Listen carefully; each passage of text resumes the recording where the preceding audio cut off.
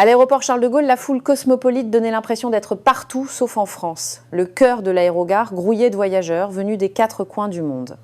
Parmi eux, un grand nombre de femmes étrangères attiraient particulièrement l'attention. On disait que venant de pays où les hommes en âge de se marier se faisaient rares, elles réservaient des billets d'avion des mois à l'avance pour venir en France dans l'espoir d'épouser un Français. L'héroïne de notre histoire, aujourd'hui, était venue précisément pour s'opposer à l'une de ces unions transnationales. Mais après avoir posé le pied en France, sa perspective allait changer à 180 degrés. D'opposante farouche au mariage de sa sœur avec un Français, elle finirait par s'installer elle-même dans ce pays. Écoutons son histoire. Bonjour, je m'appelle Katsiarina Vasiliouskaya. Je suis une directrice de banque de 30 ans, originaire de Minsk, en Biélorussie. On dit souvent de moi que je suis trop pragmatique, ce qui n'est pas entièrement faux. Depuis la mort de mon père, il y a 10 ans, j'ai pris soin de ma mère et de ma sœur, cadettes à la santé fragile.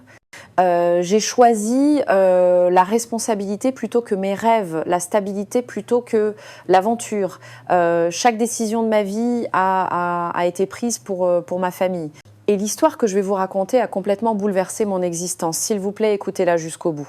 L'hiver à Minsk est toujours long. Un soir, alors que je terminais ma journée à la banque, je regardais par la fenêtre la neige tomber en flocons. Un appel vidéo apparut sur mon écran d'ordinateur. C'était Alina. Le sourire radieux de ma petite sœur m'avait toujours apporté de la joie. Mais aujourd'hui, il semblait encore plus éclatant que d'habitude. Grande sœur, j'ai une nouvelle importante à t'annoncer, cria Alina à travers l'écran, vibrante d'excitation. Je sirotais mon café souris et demandais qu'est-ce qui te met dans un tel état, une promotion? Alina, à l'écran, resta silencieuse un instant, puis prit une profonde inspiration. Je vais me marier. Mathieu m'a demandé en mariage. À cet instant, la tasse de café glissa de ma main. Je me saisis de mouchoirs pour essuyer le liquide renversé, n'en croyant pas mes oreilles. Quoi? Te marier? Mais vous ne vous connaissez que depuis 8 mois. Le regard d'Alina était déterminé. Je sais que c'est court, ma sœur, mais Mathieu est l'homme le plus sincère et le plus doux que j'ai jamais rencontré. Et sa famille me traite déjà comme leur propre fille. Mon esprit était en plein chaos. Ma sœur était en France depuis 3 ans, dans le cadre d'un échange universitaire. Quand elle avait obtenu son diplôme et décidé de travailler et de s'installer là-bas, j'avais fini par l'accepter. Quand j'ai appris qu'elle avait un petit ami, j'ai pensé que c'était qu'une amourette de jeunesse. Mais maintenant, le mariage, c'était bien trop rapide. Alina, n'est-ce pas un peu précipité? Le connais-tu vraiment bien? La France, leur culture, c'est si différent de la nôtre. L'expression de ma sœur changea. Tu me vois toujours comme une enfant? La famille de Mathieu est formidable, vraiment. Il me respecte sincèrement, il m'aide même à apprendre le français. Il est plus dévoué à sa famille et plus responsable que la plupart des hommes biélorusses. Une image me vint à l'esprit, celle de mon amie Macha. Il y a 2 ans, Macha avait épousé un Français rencontré sur un site de rencontre internationale. Au début, cela ressemblait à un conte de fées. Un voyage en Europe, une nouvelle vie dans un pays riche, un rêve magnifique. Mais 6 mois après le mariage, elle était méconnaissable. Son mari la maltraitait, la traitant comme un joli trophée ramené d'Europe de l'Est. Aujourd'hui, Macha souffrait de dépression et suivait un traitement psychiatrique. Alina, tu te souviens de l'histoire de Macha que je t'ai racontée? Tu te souviens à quel point elle a souffert? Un mariage international peut comporter plus de risques que tu ne le penses. Ma sœur soupira. Grande sœur, tous les mariages internationaux ne finissent pas comme celui de Macha. C'est cet homme qui était mauvais, mais Mathieu est différent. Et beaucoup de femmes biélorusses vivent heureuses en France. Mon malaise ne faisait que grandir. En Biélorussie, les hommes en âge de se marier étaient nettement moins nombreux que les femmes. Beaucoup partaient à l'étranger pour travailler. Parmi ceux qui restaient nombreux étaient ceux qui avaient des problèmes d'alcool ou de chômage.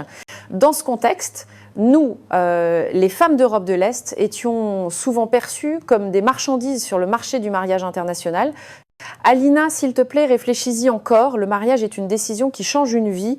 Es-tu sûre que Mathieu est un homme bien? Pourras-tu vraiment vivre toute ta vie en France? Les larmes montèrent aux yeux d'Alina. Je pensais que tu me comprendrais. Tu m'as toujours soutenue.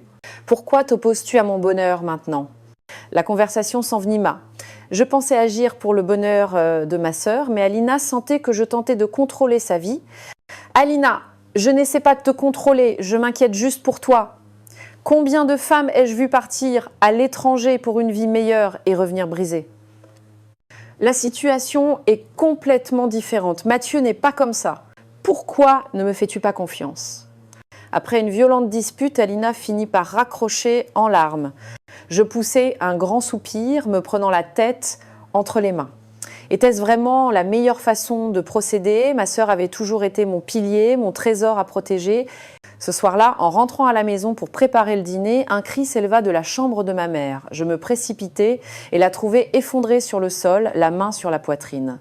Une crise cardiaque, l'attente de l'ambulance et le trajet jusqu'à l'hôpital me parurent les moments les plus longs et les plus angoissants de ma vie. Heureusement, son état se stabilisa à son arrivée. Son visage pâle dans le lit d'hôpital me brisait le cœur. Pendant les 10 années qui ont suivi la mort de mon père, Alina et moi avions vécu pour elle. J'avais renoncé à mes rêves d'université pour travailler dans une banque, jour et nuit, uniquement pour financer les études de ma sœur. Une fois l'infirmière partie nous laissant seuls, ma mère parla d'une voix faible « Katsiarina, votre dispute tout à l'heure ». Mon cœur n'a pas supporté. J'étais sous le choc. « Maman, c'est de ma faute. C'est moi qui t'ai mise dans cet état. » Et elle secoua doucement la tête. « C'est ma faute. Je vous ai imposé un fardeau trop lourd, surtout à toi, en te forçant à jouer le rôle de parent. » Les larmes coulaient sur mes joues. « Ne dis pas ça, maman. J'ai juste fait ce que je pouvais pour la famille. » Sa main pâle serra la mienne. « Katsiarina, pour le mariage d'Alina, je sais. Je comprends tes inquiétudes. Mais parfois, il vaut mieux aller voir de ses propres yeux, juger par soi-même. » Je réfléchis aux paroles de ma mère. Mon amour et mon inquiétude pour ma sœur entravaient-ils son bonheur ? En jugeant la situation depuis un appel téléphonique, la France semblait si lointaine. Peut-être devais-je y aller. Les yeux de ma mère pétillèrent. « C'est bien. Tu as tant sacrifié pour nous. Cette fois pour ta sœur et pour toi-même va découvrir de nouvelles choses. Vois comment c'est. » Après 2 jours supplémentaires à l'hôpital, l'état de ma mère se stabilisa et elle put rentrer chez elle pour sa convalescence. Je posai une demande de congé à la banque. Ma collègue Lisa accepta de veiller sur ma mère en mon absence. C'était la première fois en 12 ans que je quittais ma famille. La veille de mon vol pour la France, j'envoyai un court message à Alina. « J'arrive. Nous parlerons du mariage. Je suis désolée. » Ma sœur répondit immédiatement, son message vibrant de joie. Mais j'étais toujours anxieuse. Ma plus grande crainte était si ma sœur s'était vraiment fait avoir, comment pourrais-je l'aider ? Et si c'était une relation vraiment heureuse, comment pourrais-je admettre que ma vision du monde avait été si étroite ? En montant dans l'avion, mon cœur était un mélange d'inquiétude, de désir d'aider ma sœur et de curiosité pour ce nouveau monde. En regardant Minsk rapetissé par le hublot, je me dis que ce voyage n'allait être pas seulement apprendre quelque chose à ma sœur, mais aussi à moi. Après un vol de plusieurs heures, j'atterris enfin à l'aéroport Charles de Gaulle. Au milieu des panneaux en français et de la foule pressée, je pris une profonde inspiration. Le vrai voyage ne faisait que commencer. L'aéroport était plus vaste et plus propre que je ne l'imaginais. La fatigue du long vol s'estompait devant l'organisation impeccable et l'efficacité des lieux, ce qui m'impressionna. Après avoir présenté mon passeport au contrôle, l'agent me posa quelques questions simples en anglais. Toutes les formalités furent accomplies avec une rapidité surprenante. « C'est un autre monde », me murmurai-je. Je cherchais l'entrée de la station du RER. Alina avait une réunion importante ce jour-là et ne pouvait pas venir me chercher. Elle m'avait expliqué l'itinéraire en détail et comment acheter un pass Navigo utilisable sur tous les transports en commun. Au début, j'étais sceptique.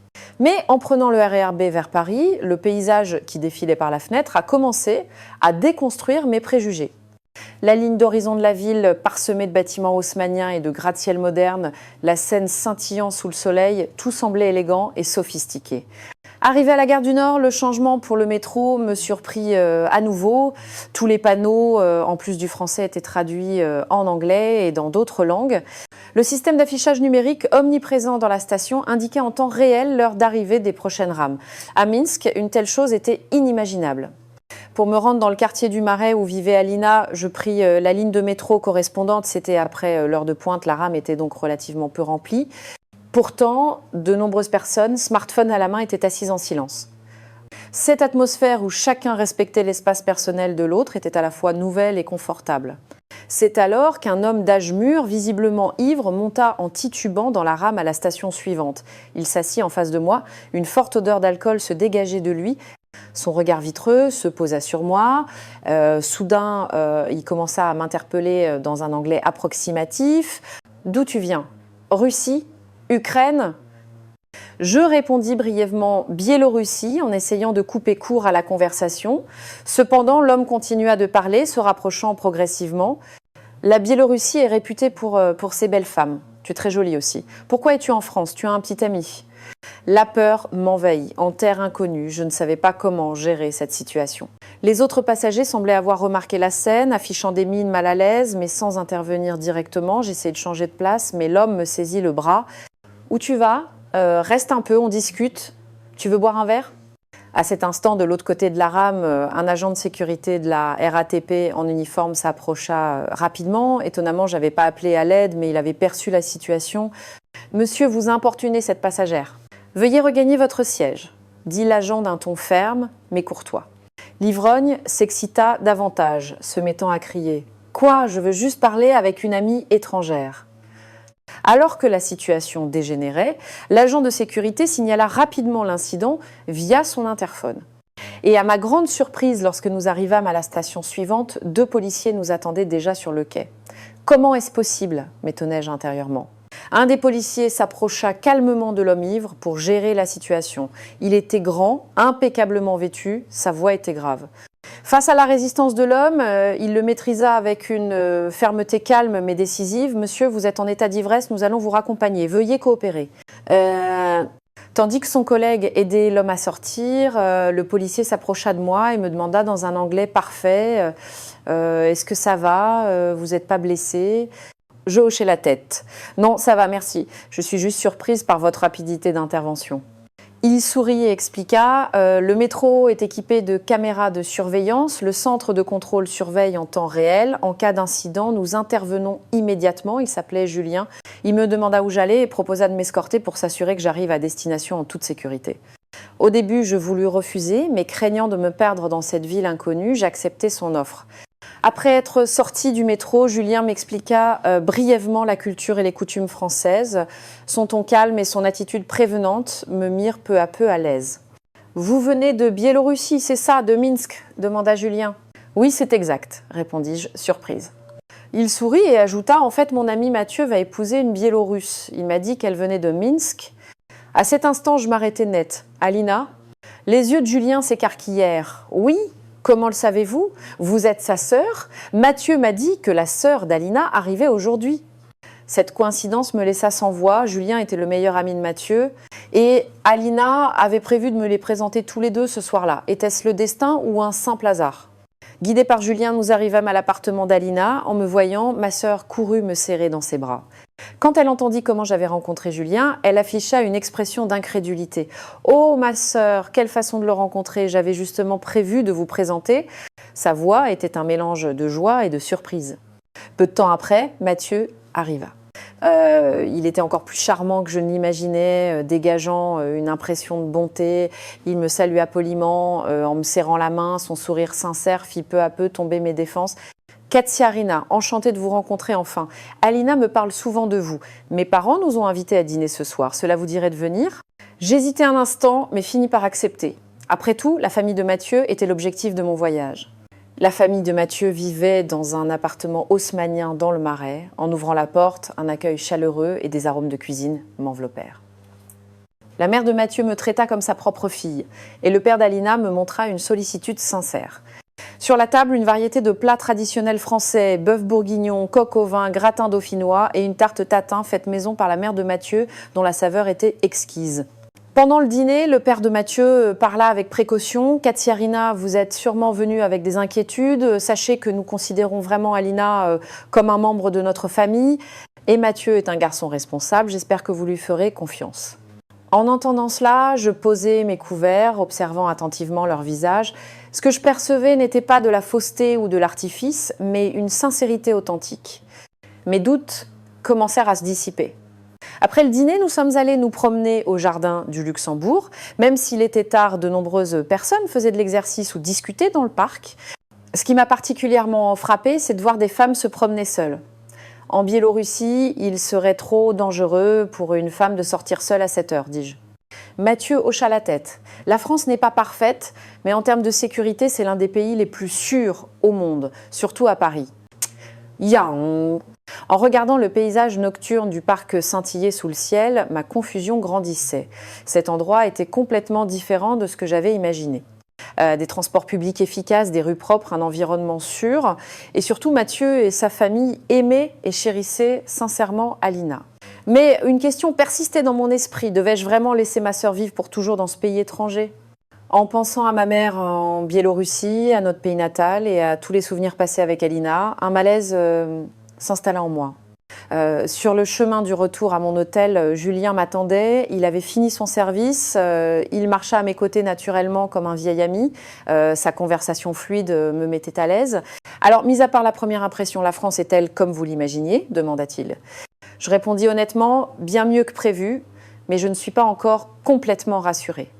Julien sourit avec compréhension. Bien sûr, cela concerne votre famille. Je peux vous faire visiter Paris dans les prochains jours, si vous le souhaitez, pour que vous compreniez mieux notre pays.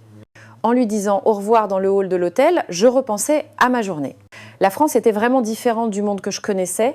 Quel serait l'avenir de ma vie et de celle d'Alina dans les jours à venir ? À ce moment-là, je ne pouvais l'imaginer. Après une semaine en France, je m'habituais peu à peu au rythme de vie d'ici. En vivant dans l'appartement d'Alina, j'observais sa vie quotidienne de près. Chaque matin, ma sœur partait travailler pleine d'énergie et de confiance. En l'entendant parler au téléphone avec ses collègues en français, je ne pouvais m'empêcher de l'admirer. La sœur timide et silencieuse que je connaissais semblait avoir disparu. Ici, elle s'était transformée en une nouvelle personne. Grande sœur, aujourd'hui, Julien nous emmène visiter le musée du Louvre et l'Arc de Triomphe. Il a appelé hier, dit Alina pendant le petit déjeuner. En entendant le nom de Julien, mon cœur battit la chamade. Depuis l'incident dans le métro, il nous rendait visite souvent, nous faisant découvrir les différents quartiers de Paris. Son esprit vif et son attitude attentionnée m'impressionnaient à chaque fois. En tant que policier, il était très responsable, mais il avait aussi une douceur et un sens de l'humour. À l'heure convenue, Julien arriva. Je m'étais préparée en l'attendant. C'était son jour de congé. Son uniforme impeccable habituel était remplacé par des vêtements décontractés mais élégants. Je me surpris à le détailler. « Aujourd'hui, vous allez découvrir l'histoire de la France », dit Julien avec un sourire. Le Louvre, avec son architecture majestueuse, se dressait au cœur de l'agitation parisienne. Les façades ornées et les structures grandioses contrastaient vivement avec les bâtiments modernes environnants. Julien expliqua en détail l'histoire du musée et celle des dynasties françaises. Ici sont exposés d'innombrables trésors de la culture française. Ces explications n'étaient pas seulement celles d'un guide touristique, mais étaient imprégnées d'amour et de compréhension pour l'histoire de son pays. En l'écoutant, je me demandais à quel point je connaissais l'histoire de la Biélorussie. Peut-être avais-je trop mis l'accent sur les problèmes pratiques de la vie, négligeant la riche culture et l'histoire de mon propre pays. Pour le déjeuner, nous avons dégusté des plats et des pâtisseries dans un bistrot traditionnel à proximité, au milieu des arômes délicats de la cuisine française. La conversation s'approfondit. Katsiarina, que faites-vous comme travail en Biélorussie ? Demanda Julien. Je suis directrice dans une banque, je gère le département des prêts personnels, répondis-je. C'est un poste très important. Aimez-vous ce travail ? Cette question me fit réfléchir. Aimais-je mon travail ? Je réalisais que je ne m'étais jamais posé la question.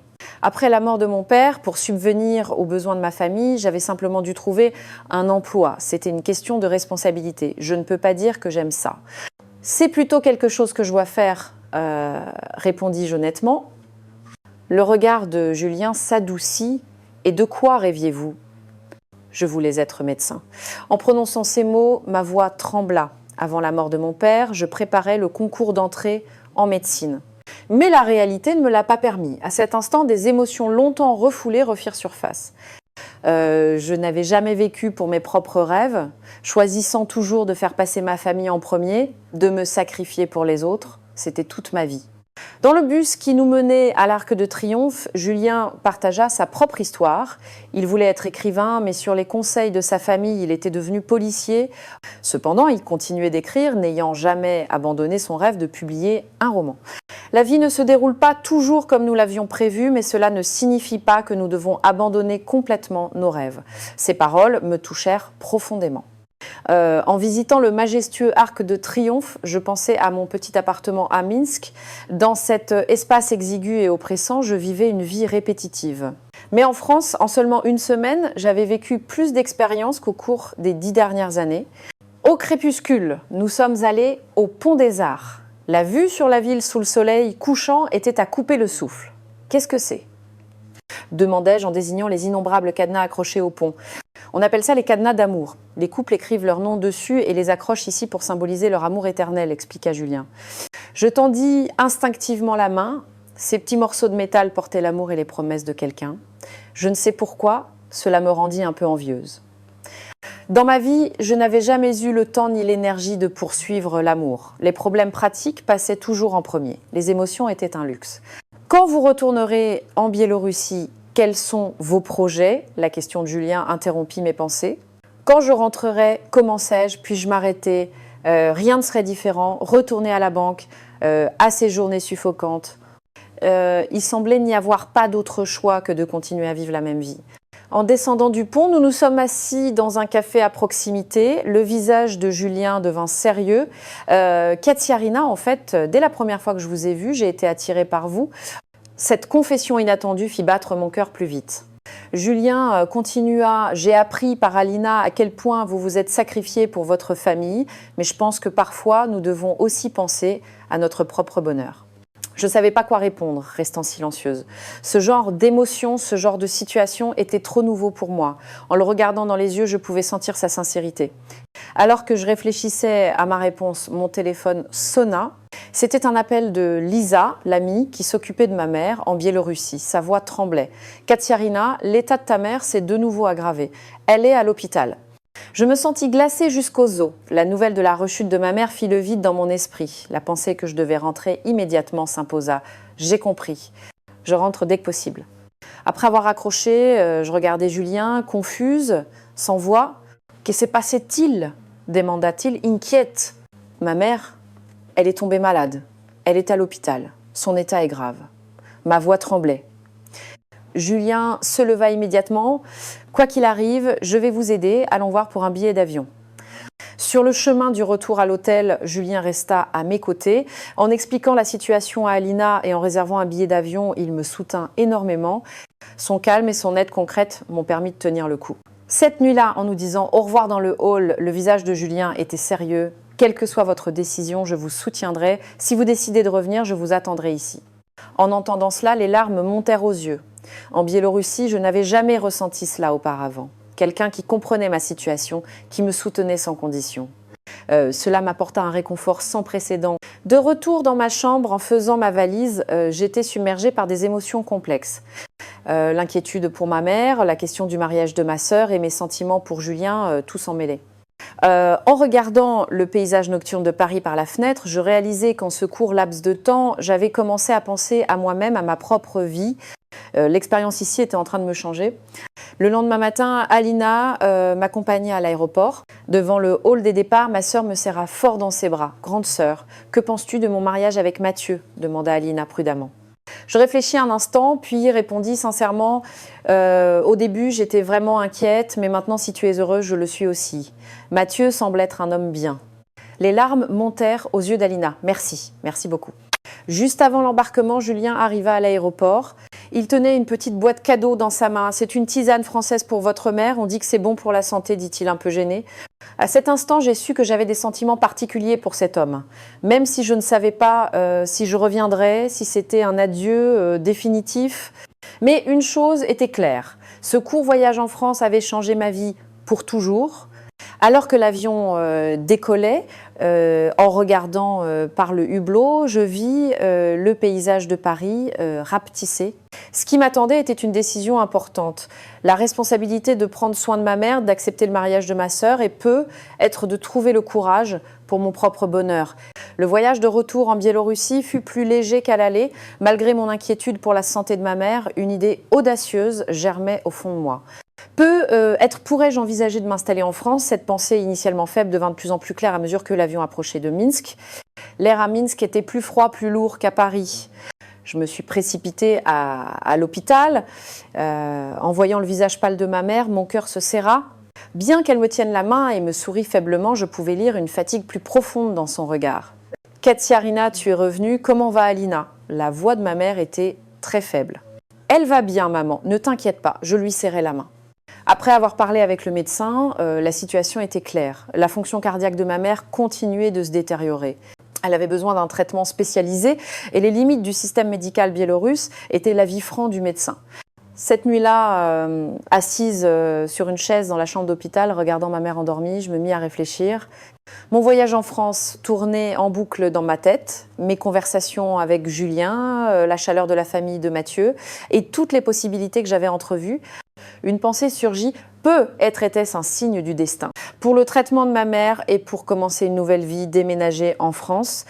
Le lendemain matin, l'état de ma mère s'améliora légèrement et elle put rentrer chez elle. Une fois à la maison, je pris mon courage à deux mains et lui expliquai mon idée. Maman, je veux te parler de la France. J'étais assise à côté de son lit. La France est complètement différente de ce que j'imaginais. Le système médical y est de classe mondiale. Mathieu, le fiancé d'Alina, est un homme bien. Ma mère écoutait en silence. Je pris une profonde inspiration et abordai le point principal. Compte tenu de ton état cardiaque, je pense qu'un traitement en France serait une meilleure option. Je pense que toute notre famille devrait déménager en France. Les yeux de ma mère s'écarquillèrent de surprise. Katsiarina, que dis-tu? Notre maison, ton travail, tout est ici. C'était la réaction que j'attendais. Mais cette fois, j'étais plus confiante. Je sais, maman. Mais parfois, des changements sont nécessaires. En France, tu pourras recevoir un meilleur traitement, je pourrai postuler dans une institution financière internationale et surtout, nous pourrons être avec Alina. Ma mère resta silencieuse un moment, regardant par la fenêtre, puis elle dit doucement « Es-tu sûre que ce n'est pas seulement pour ta sœur que tu as cette idée ?» Je secouai la tête. Non. Honnêtement, c'est aussi pour moi. En France, j'ai vu pour la première fois la possibilité d'une vie différente. J'ai l'impression que c'est là que je pourrais être heureuse. À ce moment-là, mon téléphone vibra. C'était un message de Julien demandant des nouvelles de ma mère. Il avait joint une information sur une institution financière internationale à La Défense qui recrutait des talents étrangers. Il a dit qu'il pouvait recommander mon CV. Ce timing parfait me fit sentir la force du destin. Je montrai le message à ma mère et lui expliquai que je pourrais avoir une nouvelle opportunité de carrière. Nous pourrions essayer. Dans les jours qui suivirent, je commençais à planifier concrètement. Avec l'aide de Julien et d'Alina, je rassemblais des informations sur le système médical en France, les conditions de séjour pour les étrangers, les plans de traitement pour les patients internationaux et les informations sur les visas de long séjour. Une semaine plus tard, l'attitude de ma mère changea. Elle commença à s'intéresser aux informations que j'avais recueillies. « Cet hôpital est de renommée mondiale pour le traitement des maladies cardiaques », murmura-t-elle en regardant la brochure de l'hôpital de la Pitié, salpêtrière, tout en sirotant la tisane que j'avais ramenée de France. Nous avons parlé toute la nuit. L'inquiétude de ma mère n'était pas seulement la peur de quitter un environnement familier, mais aussi la crainte que je sacrifie à nouveau ma vie pour la famille. « Katsiarina, je ne veux pas que tu abandonnes ta vie une fois de plus à cause de moi, dit-elle. Je répondis sincèrement, cette fois c'est différent, c'est pas abandonner ma vie, c'est en choisir une nouvelle. Et peut être que la personne qui compte pour moi est aussi là-bas. Une lueur de compréhension brilla dans les yeux de ma mère. Ce policier, n'est-ce pas, Julien? Je rougis et hochai la tête. Ma mère rit, un rire joyeux que je n'avais pas entendu depuis longtemps. Alors vas-y, si tu es heureuse, je le serai aussi. Une fois la décision prise, tout s'accéléra. J'ai démissionné de la banque. L'institution financière recommandée par Julien a reçu mon CV et à ma grande surprise m'a offert un entretien. Mon expérience sur les marchés biélorusses et européens était considérée comme précieuse. Le jour de l'entretien, je m'assis nerveusement. Bien que j'ai utilisé un anglais auquel je n'étais pas habituée, j'ai essayé d'exprimer sincèrement ma compréhension et mon enthousiasme pour la France. La bonne nouvelle arriva 2 semaines plus tard. J'avais été embauchée comme responsable des affaires pour l'Europe de l'Est à la succursale de Paris. Avant de partir pour la France avec ma mère, j'ai parlé à Alina. Ma sœur pleurait d'excitation. « Grande sœur, je n'arrive pas à croire que nous allons être de nouveau ensemble !» Un sourire de bonheur illuminait le visage d'Alina. « Oui, et maintenant je pourrais même participer aux préparatifs de ton mariage, répondis-je. » Le jour du départ, la tristesse de quitter Minsk ne pouvait rivaliser avec l'attente d'un nouveau départ. Tenant fermement la main de ma mère, regardant par le hublot, je sentis que cette décision serait un tournant dans ma vie. En arrivant en France, Alina, Mathieu et Julien nous attendaient à l'aéroport. Au moment de revoir Julien, mon cœur battit aussi vite que lors de notre première rencontre. Son sourire chaleureux accueillit mon retour. Le traitement de ma mère commença immédiatement. Un cardiologue de premier plan de l'hôpital de la Pitié, salpêtrière, prit en charge son cas. Au début, le manque de familiarité avec l'environnement et la langue créa un certain malaise, mais le centre de soutien aux patients internationaux de l'hôpital offrait des services de traduction ce qui réduisit considérablement les difficultés. Étonnamment, ma mère s'adapta plus vite que moi à la vie en France. Dans le parc près de l'hôpital, elle se lia d'amitié avec des personnes âgées françaises qui parlaient un peu le russe. Chaque matin, ils faisaient de l'exercice ensemble. Le médecin était également ravi de l'amélioration de son état. De mon côté, je m'adaptais progressivement à mon nouvel environnement de travail. Bien que j'ai rencontré des difficultés au début en raison des différences linguistiques et culturelles, la bienveillance de mes collègues et mes propres efforts m'ont permis de surmonter les obstacles un par un. Surtout en étant responsable des transactions financières avec la Biélorussie et d'autres pays d'Europe de l'Est, je sentis que mon expérience et mes connaissances étaient vraiment précieuses. Ma relation avec Julien s'approfondit naturellement. Chaque semaine, nous explorions ensemble les trésors cachés de Paris. Parfois, nous lisions ses écrits ensemble. Il m'apprenait le français et je lui apprenais quelques mots de russe. En apprenant la culture et la langue de l'autre, nos cœurs se rapprochaient. 6 mois après mon arrivée en France, le mariage d'Alina et de Mathieu eut lieu. C'était un événement qui mélangeait magnifiquement les traditions françaises et le style occidental. Ma mère et moi étions assises au premier rang, regardant la mariée heureuse. Alina, vêtue d'une élégante robe de mariée, ressemblait à une princesse de conte de fées. « Ma petite fille est si belle », dit ma mère, les larmes aux yeux. En voyant l'amélioration spectaculaire de l'état de ma mère, j'étais une fois de plus convaincue que cette décision avait été la bonne. En regardant autour de moi, lors du mariage, l'endroit était maintenant rempli de gens qui étaient devenus notre nouvelle famille. Les parents de Mathieu, leurs amis et Julien. Il y a quelques mois, je n'aurais jamais imaginé cela. Pendant la réception, Julien s'approcha tranquillement de moi. Il me prit doucement la main et m'emmena dans le jardin. Sous le ciel nocturne, il me tendit une petite boîte. En l'ouvrant, j'y découvris une magnifique bague. C'est pas encore une demande en mariage, juste une promesse.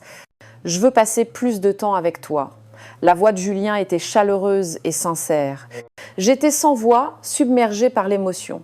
Dans ce pays étranger, j'avais reçu des cadeaux inattendus, la santé de ma mère, le bonheur de ma sœur et l'amour de ma propre vie. En enfilant cette bague, je ressentis pour la première fois un bonheur authentique. Choisir son propre bonheur pouvait être une bénédiction pour toute la famille. Le sacrifice n'était plus la seule façon de montrer son amour. Le courage de chercher son propre bonheur était une autre forme d'amour. Tenant fermement sa main, j'étais convaincue, sans l'ombre d'un doute, que la France n'était plus un pays étranger. 6 mois plus tard, un matin, alors que je me préparais à partir travailler, je reçus un message de Julien. « Es-tu libre ce soir? J'ai quelque chose d'important à te dire. » Ce court message fit battre mon cœur. Notre relation s'était développée de manière stable au cours des derniers mois, mais il ne m'avait jamais demandé de parler de manière aussi formelle. « Bien sûr, je suis libre. Y a-t-il un problème ?» répondis-je un peu anxieuse. « Rien de grave. Je veux juste parler de l'avenir. » Rendez-vous à 19 au restaurant au bord de la Seine. Toute la journée, j'étais distraite. Mes collègues ont remarqué mon absence et m'ont même taquinée en me demandant si j'allais recevoir une bague de fiançailles. Bien que j'ai nié en souriant, au fond de moi, j'espérais cette possibilité. Julien et moi nous connaissions depuis près d'1 an. Sa gentillesse, son intelligence et son enthousiasme pour la vie m'avaient profondément charmée. Avec lui, je trouvais un sentiment de sécurité et d'appartenance que je n'avais jamais connu auparavant. Plus important encore, il m'encourageait à poursuivre mes propres rêves. J'avais commencé à faire du bénévolat dans une organisation à but non lucratif liée à la médecine, renouant avec le rêve médical que j'avais été forcée d'abandonner dans ma jeunesse. Avec Julien, nous explorions tous les coins de Paris, du marché au plus animé de Saint-Ouen à la forêt tranquille de Fontainebleau. Chaque voyage m'ouvrait de nouvelles perspectives sur cette ville. Au fil du temps, la France n'était plus une terre étrangère, mais était devenue ma véritable maison. Après le travail, en rentrant pour me changer, ma mère perçut immédiatement mon humeur. Elle était en bien meilleure forme que lorsqu'elle était en Biélorussie. Ses joues étaient roses, pleines de vie. « Tu as l'air particulièrement excitée aujourd'hui. Un rendez-vous ?» Ma mère sourit. Je hochai la tête, un peu timide. Avec Julien, il a dit qu'il avait quelque chose d'important à me dire. Je devine de quoi il s'agit. Ma mère cligna de l'œil. Souviens-toi, quoi qu'il dise, écoute ton cœur. Vêtue d'une robe que j'avais choisie avec soin, j'arrivais au restaurant à 19 précise. Julien m'y attendait déjà, vêtu d'un costume formel que je ne lui avais jamais vu, ce qui le rendait encore plus beau que d'habitude. Sur la table, il y avait une rose rouge et une petite boîte en velours. En voyant la boîte, mon cœur faillit s'arrêter. Était-ce vraiment une demande en mariage ? « Tu es magnifique, dit Julien en se levant pour me tirer la chaise. Merci d'être venu. Le dîner se déroula sans encombre. Nous avons parlé du travail, de la famille, des films que nous avions vus récemment, mais je sentais que Julien était un peu nerveux. Son regard se posait de temps en temps sur la petite boîte. Après le dessert, Julien prit une profonde inspiration et saisit la boîte. « Katsiarina, te rencontrer est la meilleure chose qui me soit arrivée dans la vie. Au cours de cette dernière année, je suis devenu de plus en plus certain que tu es la personne avec qui je veux passer le reste de ma vie. » Il ouvrit la boîte. À l'intérieur, une bague en diamant scintillait. « Veux-tu m'épouser ?» Les larmes me montèrent aux yeux, j'attendais ce moment depuis si longtemps et il semblait arriver si vite. Un bonheur immense m'envahit. Mes lèvres s'entr'ouvrirent, prêtes à dire « oui ». Mais mon téléphone sonna à ce moment précis, c'était Alina. En temps normal, j'aurais laissé l'appel aller sur la messagerie vocale, mais mon intuition me disait que cet appel était important. « Excuse-moi, je dois prendre cet appel, dis-je à Julien. Désolé. » Il comprit et hocha la tête. « Grande sœur », la voix d'Alina était entrecoupée de sanglots. « Maman, elle s'est évanouie. Elle est à l'hôpital de la Pitié, salpêtrière. Le médecin dit que c'est grave. » Un froid glacial me parcourut l'échine. Je raccrochai rapidement, regardant Julien, sans voix. « Que se passe-t-il » demanda-t-il, inquiète. « Maman, elle s'est évanouie. Elle est à l'hôpital. Son état est grave. » Ma voix tremblait. Julien se leva immédiatement, rangeant la bague dans sa poche. « Allons à l'hôpital. Ne t'inquiète pas, la réponse peut attendre. » Attends-moi ici. Sur le chemin de l'hôpital, Julien me tint fermement la main, me donnant silencieusement de la force, mais mes pensées étaient confuses, remplies d'inquiétude et de culpabilité. Le dernier bilan de santé de ma mère était tout à fait normal. Pourquoi son état s'était-il si soudainement détérioré? Avais-je été égoïste et négligé sa santé? Les lumières du couloir de l'hôpital étaient vives et froides. Alina et Mathieu étaient là. L'expression sur leur visage fit sombrer mon cœur. Le médecin a dit que c'est une insuffisance cardiaque, sanglota Alina. Ils essaient de la sauver. Les heures qui suivirent furent un cauchemar. Nous attendions anxieusement dans la salle d'attente. Julien resta à mes côtés tout le temps, mais mon esprit était ailleurs. Si je perdais ma mère, comment pourrais-je y faire face? N'était-ce pas dans ce but que je l'avais amenée en France? Finalement, le médecin sortit, son expression était grave. Nous avons temporairement stabilisé son état, mais votre mère a besoin d'une opération de remplacement de la valve cardiaque. Compte tenu de son âge et de son état physique, le risque est élevé. Quel est le taux de réussite? Demandai-je d'une voix tremblante. Environ 60%, répondit franchement le médecin, mais sans l'opération, son état ne fera qu'empirer. En regardant ma mère allongée dans le lit de soins intensifs, couvert de tubes, j'eus l'impression que le monde tournait. Cette décision était trop importante, une question de vie ou de mort. « J'ai besoin de temps pour réfléchir », dis-je au médecin. Puis je me tournai vers Julien. « Je suis désolée pour ce soir. » Il m'interrompit. « Ne pense pas à ça. La chose la plus importante en ce moment est votre mère. Je vous soutiendrai toujours, quelle que soit votre décision. » Sur le chemin du retour, Julien proposa de rester avec moi, mais je refusais. J'avais besoin d'être seule pour réfléchir. Allongée dans mon lit, je me tournais et me retournais, incapable de dormir. Le risque de l'opération était élevé, mais sans elle, il n'y avait pas d'autre option. Et le coût du traitement était également un problème. Même si mon travail offrait une assurance, le coût d'une opération de ce niveau dépassait la couverture.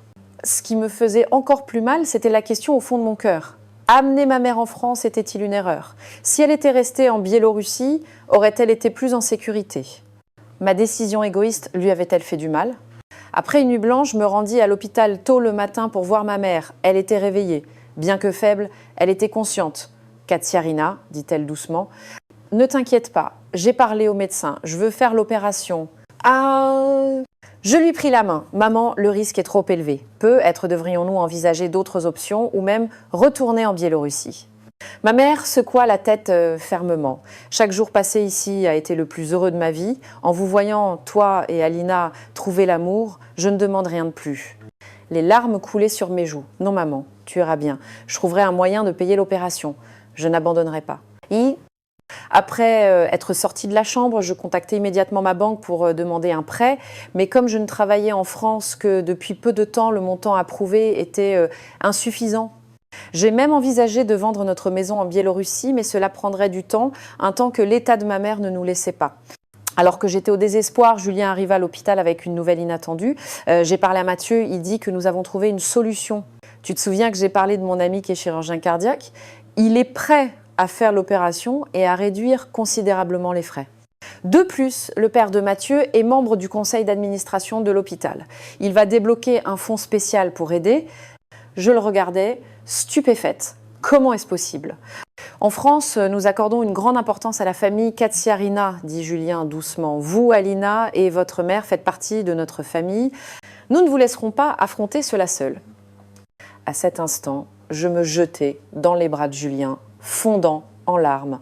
Un tel amour et un tel soutien inconditionnel était quelque chose que je n'aurais jamais cru recevoir. L'opération fut programmée pour une semaine plus tard.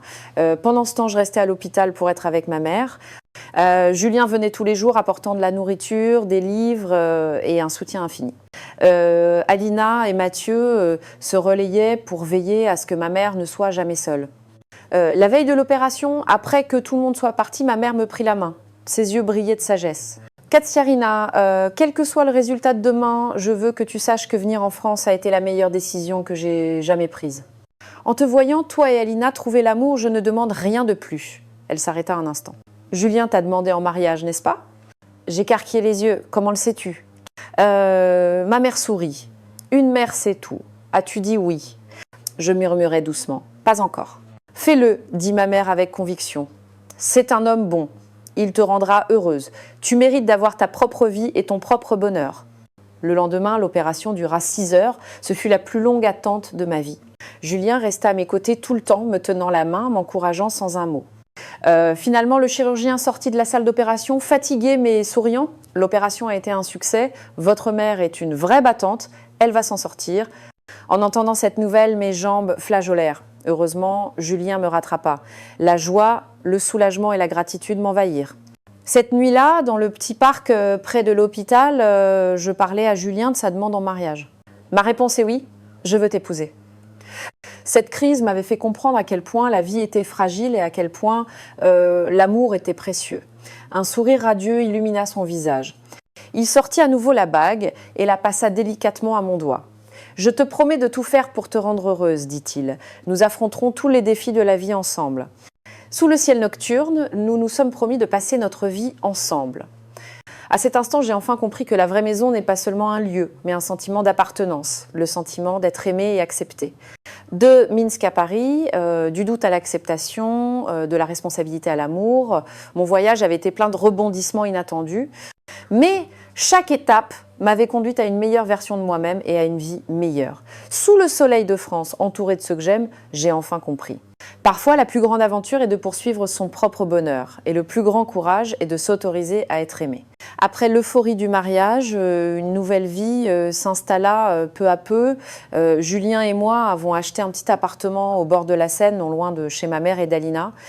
Il n'était pas grand, mais il avait un balcon avec vue sur le fleuve, d'où l'on pouvait admirer le scintillement nocturne de Paris.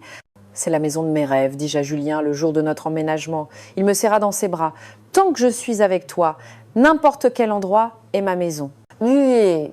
La première année de mariage fut pleine d'ajustements et de surprises. 2 personnes issues de cultures différentes vivant ensemble, c'était à la fois doux et stimulant. Julien devait s'habituer à mon expression directe à la biélorusse et je devais comprendre la communication plus implicite et indirecte des Français. Dans notre culture, parfois pas mal peut vouloir dire très bien, m'expliqua un jour Julien. Ces différences culturelles menaient souvent à des malentendus amusants, mais elles pimentaient aussi notre relation. Chaque communication après un malentendu nous faisait mieux comprendre le monde de l'autre. 3 mois après notre mariage, une opportunité de reconversion professionnelle se présenta. La Sorbonne Université avait lancé un programme spécial de médiation culturelle en santé pour les personnes passionnées par les services médicaux, mais sans formation formelle. Ce programme de 2 ans permettait de devenir traducteur médical et médiateur culturel certifié pour aider les patients étrangers à se faire soigner en France. « Tu devrais postuler, m'encouragea Julien sans hésiter. Cela correspond parfaitement à ta passion et à ton expertise. » Après un processus de sélection rigoureux, je fus acceptée. Cela signifiait que je devais continuer à travailler dans le secteur financier tout en étudiant le soir et le week-end. L'emploi du temps était extrêmement chargé. Mais chaque fois que je faisais un stage à l'hôpital, aidant des patients étrangers qui ne comprenaient pas la langue à communiquer avec les médecins, toute la fatigue en valait la peine. Vous savez, m'a dit un jour un patient russe, vous ne traduisez pas seulement les mots du médecin, vous traduisez l'espoir. quand on est malade dans un pays étranger, rien n'est plus réconfortant que d'entendre sa langue maternelle. De tels moments me confirmaient que j'avais fait le bon choix. La carrière de Julien connut également de nouveaux développements. Il termina enfin son premier roman, une histoire mêlant le folklore français et une romance moderne. Chose inattendue, le roman devint non seulement populaire en France, mais fut également traduit en plusieurs langues, dont le russe.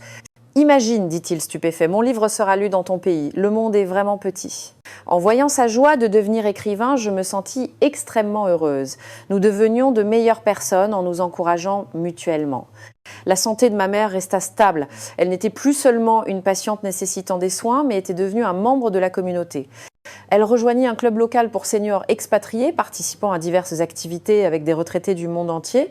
Elle commença même à apprendre le français. Bien que ses progrès soient lents, elle y trouvait beaucoup de plaisir. « Tu sais, hier, je suis allée au marché toute seule et j'ai négocié avec les vendeurs entièrement en français, me dit-elle fièrement un jour. » Alina et Mathieu entrèrent également dans une nouvelle phase de leur vie. Ils attendaient un enfant. En apprenant la nouvelle, ma mère et moi avons pleuré de joie. « Je vais être tante. »« Je n'arrive pas à y croire, dis-je. »« Et je vais être grand-mère, se réjouit ma mère. Qui aurait cru que j'aurais un petit enfant en France ? Pendant sa grossesse, Alina avait plus que jamais besoin de compagnie. Nous nous relayions pour prendre soin d'elle, l'accompagner aux rendez-vous médicaux, préparer les affaires de bébé. Les traditions d'éducation des enfants françaises et biélorusses s'affrontaient souvent dans nos conversations, suscitant des rires et des réflexions profondes. En Biélorussie, nous pensons qu'une femme enceinte ne doit pas regarder de films d'horreur, sinon le bébé sera peureux, disait ma mère sérieusement. En France, nous croyons qu'une femme enceinte ne doit pas utiliser de ciseaux, sinon le bébé naîtra avec une malformation, répondait la mère de Mathieu tout aussi sérieusement. Alina écoutait ces contes populaires en souriant et en secouant la tête. « Je pense que mon bébé sera le plus protégé avec les bénédictions des deux cultures. » Dans l'attente de cette nouvelle vie, je pensais souvent à mon propre avenir.